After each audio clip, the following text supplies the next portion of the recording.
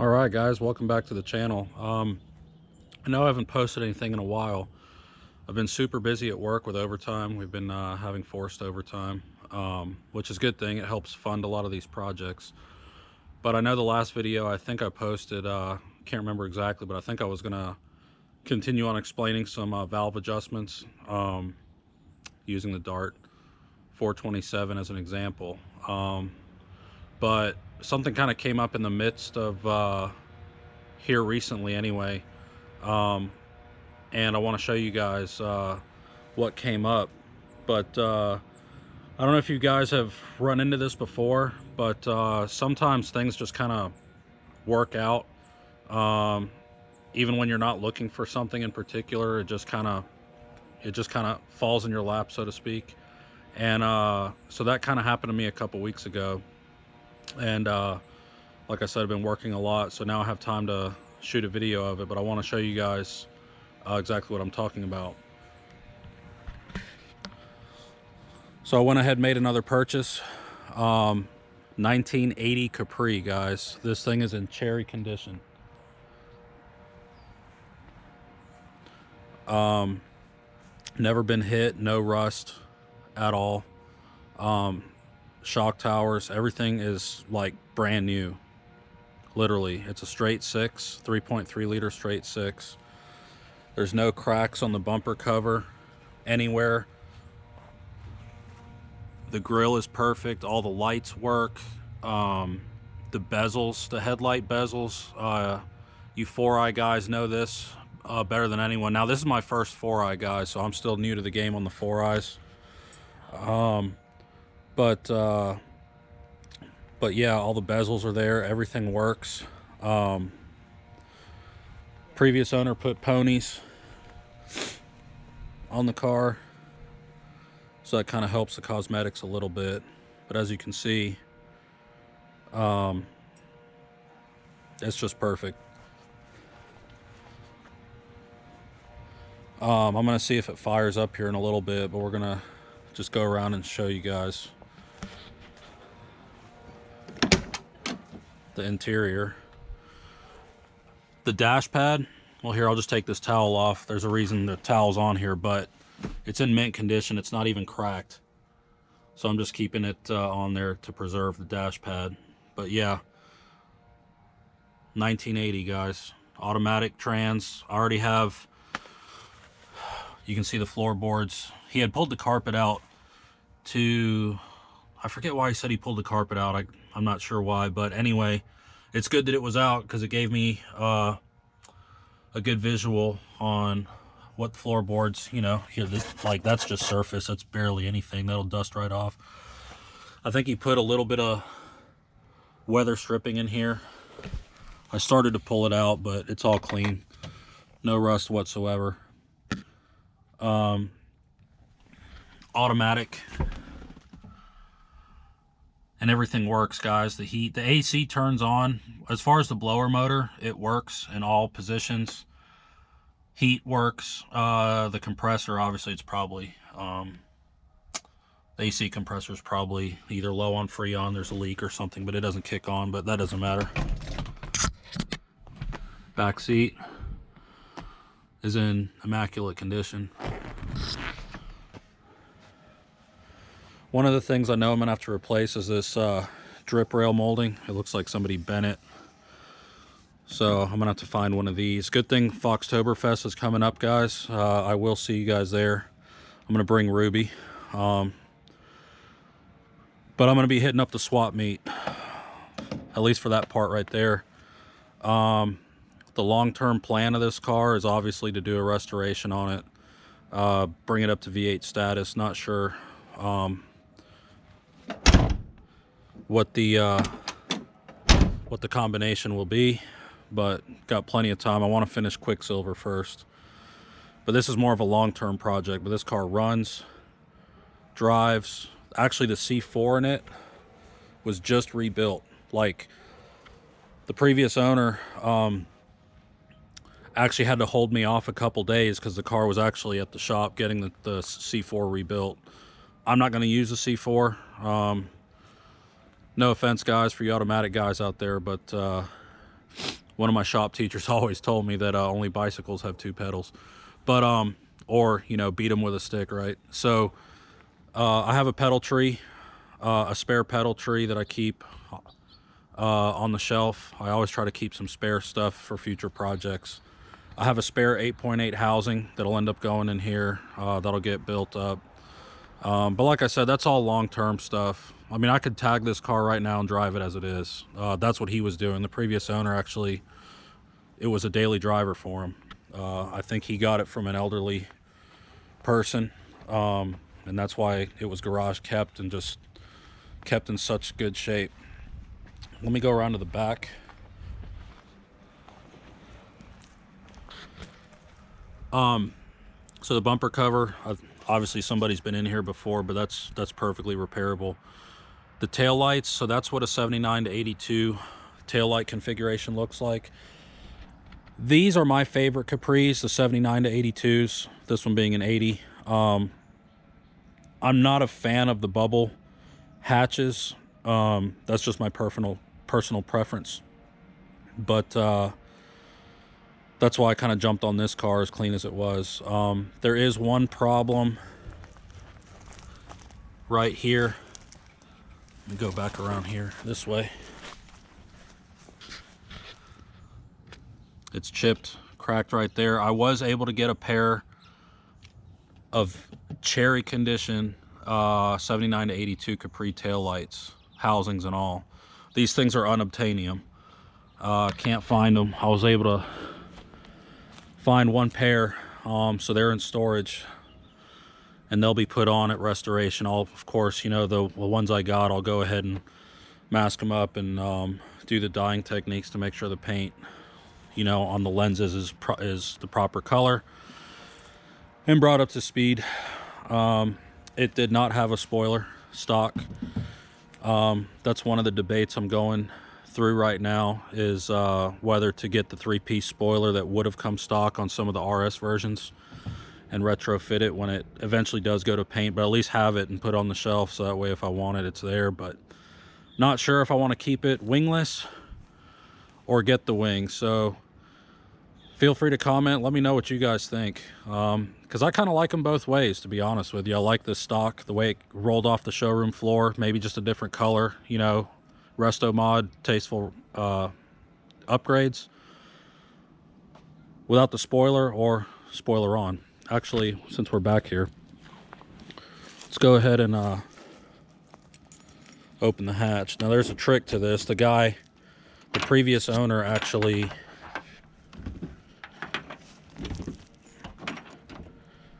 fixed the door so well, I say so well, that it's hard to open the hatch.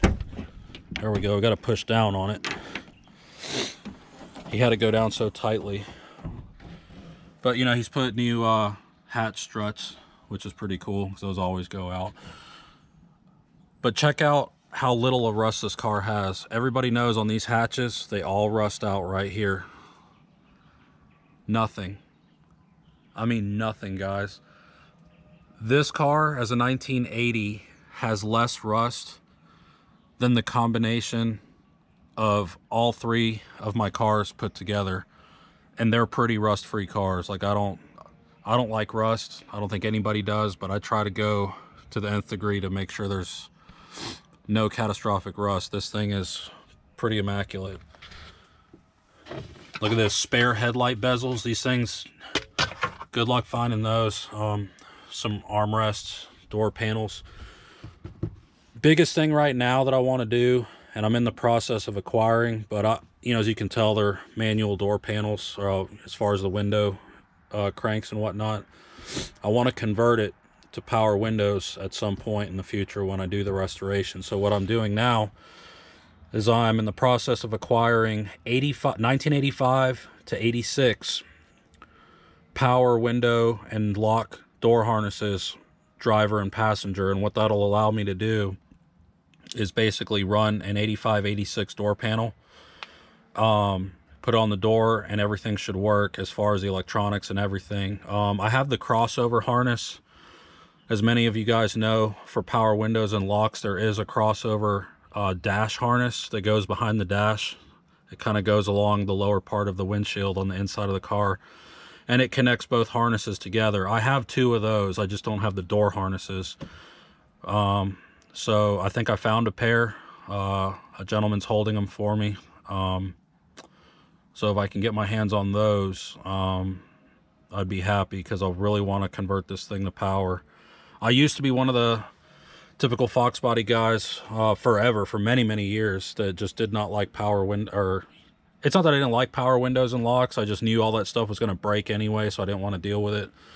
But now times have changed. Everything that I have has power windows and locks, and I just make sure that you get the good stuff to retro, you know, good door lock actuators, good window motors, good switches. As long as you spend a little bit more up front, you're not gonna have to worry about it. That's always my go-to. So you can see how nice and tight that closes. But yeah, guys, I wanted to share this new addition of the Fox family. I just had to jump on it. It's an amazing shape. Actually, you know what? Let's see if she starts up. Now, she is cold-natured, big time. Carburetor. You guys know the story with carburetors. I used to be a big proponent of carburetors. I used to love them. You know, I tinkered with them all the time, especially when I was in technical college. That's all I ran.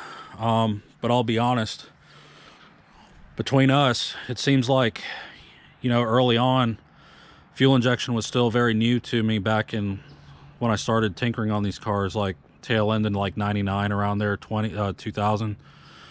So when you don't know something, you're a little scared of it. And I think that's kind of common with most of us.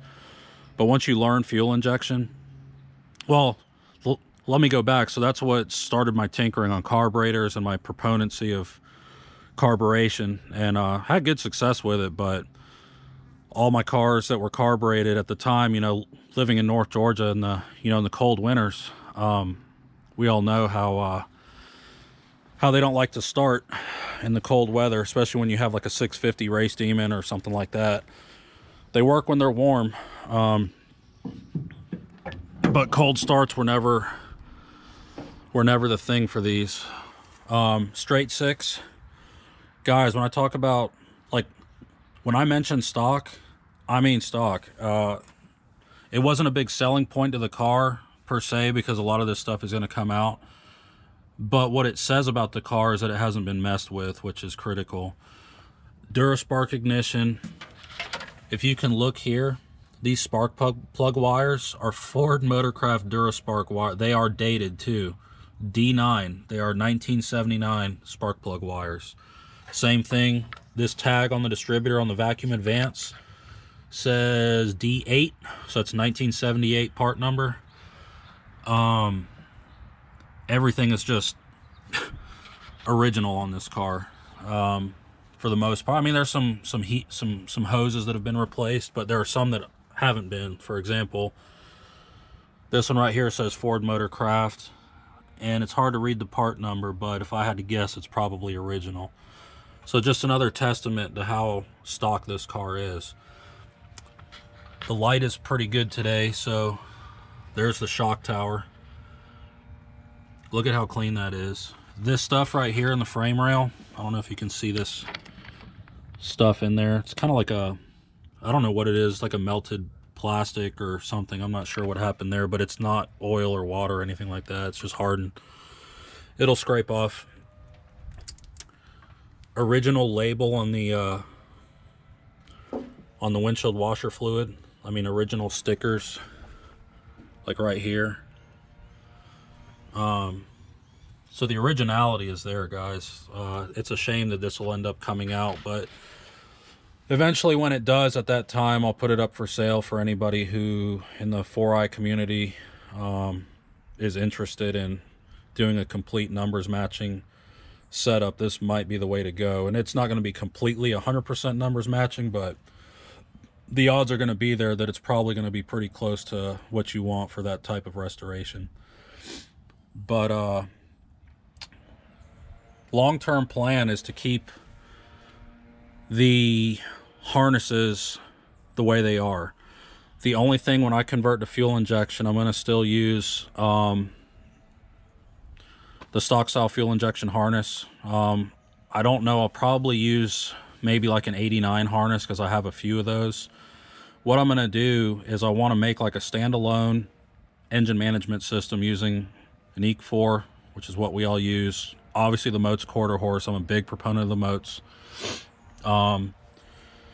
And I want to use stock style gauges. So even if I use a stock style cluster, or even if I get a later Dakota digital, all I really need is to tap into some of the gauge cluster trigger wires off of the injector harness, which then ties into the main EFI harness. Use those and tap into them to power the cluster, but everything else should be standalone.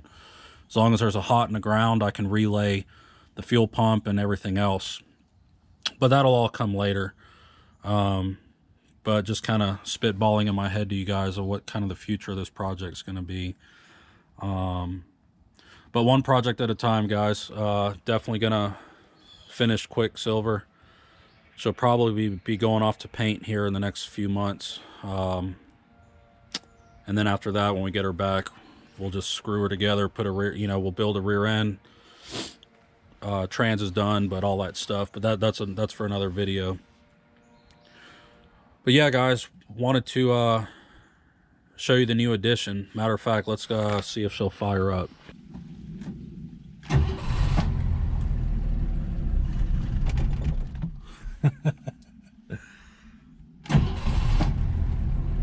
Jeez, guys, she is cold-natured.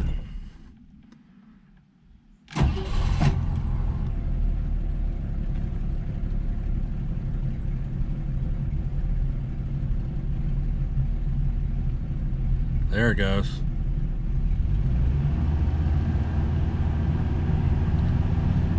But yeah, guys, everything works for the most part.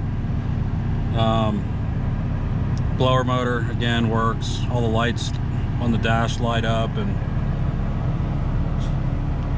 really good running car. So I'm just gonna let this thing run for a little bit, clean out the carb, but you guys get the idea. Smooth.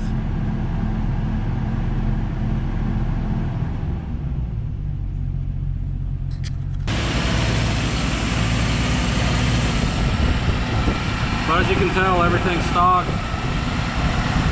Runs super smooth.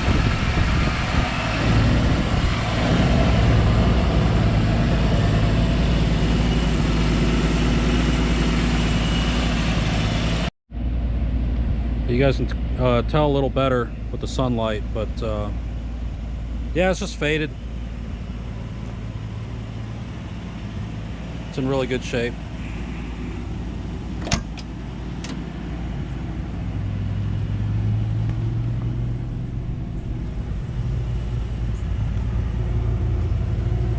No rust again.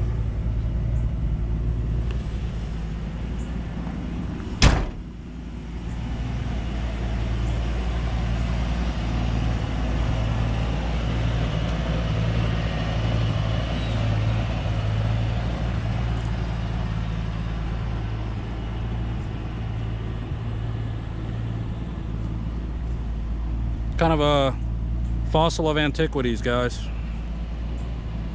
But it'll be a cool project. Well, all right, guys, thanks for sticking around. Hope you enjoyed it. As mentioned earlier, Foxtoberfest is coming up here in a couple days. Definitely will be up there. Spot 363 kind of matches the cubic inches of Ruby, the red coupe I'm bringing. So definitely come, stop by and see me. I'd love to meet you guys, more on a personal basis, and hope to see you there. Talk to you soon.